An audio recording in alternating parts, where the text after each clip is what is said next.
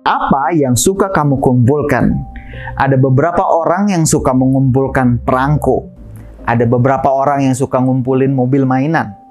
Ada beberapa orang yang suka mengumpulkan baju, tas, celana, jam, atau bahkan ada juga yang suka mengumpulkan uang. Dan kebanyakan, tidak semua, kebanyakan orang yang suka mengumpulkan biasanya tidak puas akan apa yang mereka punya. Punya 10, pengen punya 15. Begitu punya 15, pengen punya 20. Dan sebagainya. Alkitab menceritakan secara spesifik mengenai mengumpulkan harta di satu ayat ini. Firman Tuhan mengatakan, janganlah kamu mengumpulkan harta di bumi. Nyengat dan karat merusakkannya, dan pencuri membongkar serta mencurinya. Tunggu dulu. Tapi di dalam Alkitab ada begitu banyak orang-orang yang kaya dituliskan. Bahkan mereka yang menyembah Tuhan. Seperti Ayub contohnya, Abraham, Raja Daud, atau bahkan Raja Salomo. Mereka adalah orang-orang yang dikenal kaya di dalam Alkitab. Tapi menariknya tidak satupun dari mereka yang mengumpulkan harta di dunia. Ayub dan Abraham contohnya, mereka sangat diberkati oleh Tuhan dengan begitu banyak kekayaan, tapi hidup mereka sangat sederhana. Abraham saja dicatat dia meninggalnya saja di tenda. Dia bisa bangun istana, ya, dia bisa beli semua yang dia mau, ya, tapi dia tidak lakukan itu. Raja Daud, dia adalah seorang raja dan sangat kaya tentunya. Tapi begitu dia melihat kondisi dari rumah Tuhan yang hanya di tenda yang begitu sederhana, dia sangat terganggu. Dia tidak suka akan hal itu. Dia katakan, bagaimana mungkin saya tinggal di istana yang megah sementara tabut perjanjian Tuhan ditaruh di kemah yang begitu sederhana. Dia lalu berencana untuk membangun bait suci yang megah buat Tuhan. Dan walaupun permintaannya ditolak oleh Tuhan, tapi dia mengumpulkan segala yang dia punya, segala bahan-bahan yang diperlukan agar nanti anaknya dapat membangun bait suci itu. Sementara Raja Salomo, saat Tuhan datang ke mimpinya bertanya, apa yang kau minta?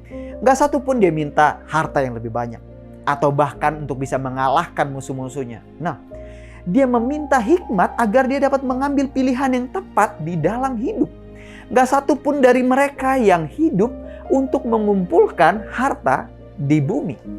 Namun ayatnya tidak berhenti di sana. Ayatnya melanjutkan dan mengatakan bahwa tetapi kumpulkanlah bagimu harta di surga. Pertanyaannya, apa itu harta di surga? Emas dan perak aja hanya diinjak-injak. Permata aja hanya ditaruh di pintu gerbang.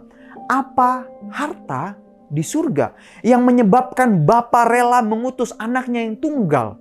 Apa ya harta di surga yang menyebabkan Yesus rela turun ke dunia, meninggalkan kemuliaan di surga, meninggalkan hadirat Bapa di surga, rela menanggung siksa, dianiaya, ditolak oleh bangsanya, dan bahkan harus menderita dan mati dianiaya? Percaya atau enggak, seburuk-buruknya masa lalu kita, sejahat-jahatnya hidup kita pada saat ini, kita adalah harta di surga. Kita menempati satu tempat yang spesifik di hatinya Tuhan. Begitu juga dengan sahabat kita, keluarga kita, bahkan orang-orang yang sering kali menyakiti kita. Itulah mengapa Tuhan mengatakan, kumpulkanlah harta di surga. Karena kebanyakan orang tidak menyadari betapa berharganya diri mereka di hadapan Tuhan. Lalu mulai mencari berharganya diri mereka dari apa yang mereka miliki.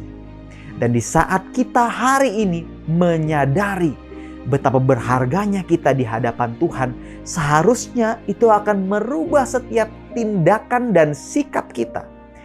Kita yang menyadari betapa berharganya diri kita, tidak akan menjual diri kita, membuang diri kita secara murahan. Orang yang menyadari betapa berharganya diri mereka di hadapan Tuhan akan bersikap seperti sesuatu yang berharga. Dan mereka yang menyadari berharganya dirinya akan memperlakukan orang lain juga sebagaimana mereka pun sangat berharga di mata Tuhan.